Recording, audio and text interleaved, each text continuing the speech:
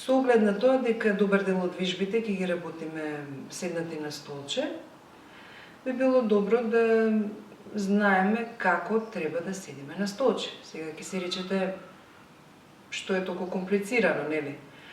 Постојат два начини на седење.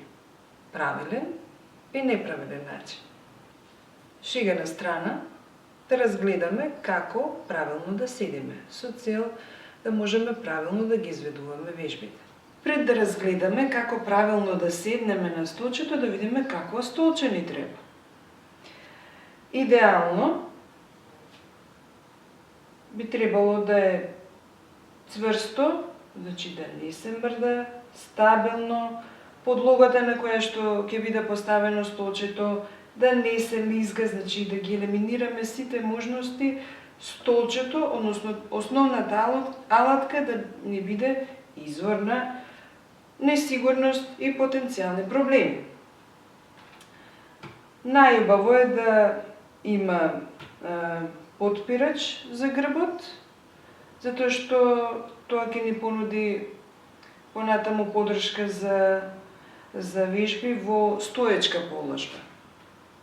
Седнуваме малку понапред на столчето, значи не сосема наназад и дефинитивно не се подпираме на подпирачот, значи малку понапред, меѓутоа не ја губиме стабилноста, значи не се ставаме во опасност да се лизнеме, да изгубиме рамнотежа и така натаму. Стапалата се стабилно на подот, колената врз глуждовите, една права линија тука, нозете се раздвоени, отприлика во ширина на колковите. Доколку имате йога блок или мала топка, може и пирниче да заврши работа, ставете ги помеѓу двете нозе и благо притиснете.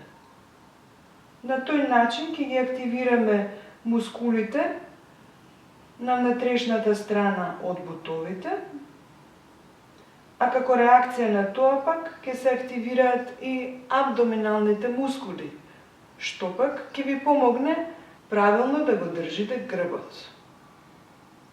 Значи, тоа е следната многу битна работа, да не се виткате нанапред или пак да се заоблите наназад. Не.